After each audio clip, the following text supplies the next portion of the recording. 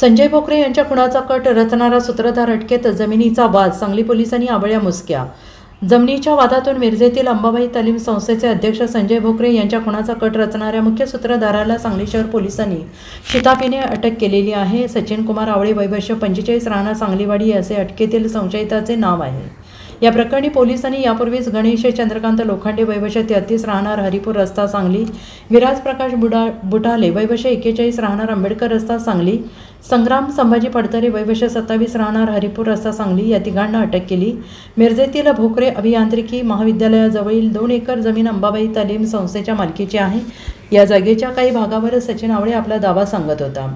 संजय भोकरे यांचा काटा काढल्यास जमीन सहजासहजी ताब्यात घेता येईल अशी समजूत संशयितांनी भोकरे यांच्या हत्येचा कट रचला आणि या जमिनीच्या विक्रीतून मोठा आर्थिक मोबदला देण्याचे आमिष आवळे यांनी विराज बुटाले याला दाखवले होते अशी माहिती तपासात पुढे आली आहे. Bureau report, SPN Marathi, Sangli.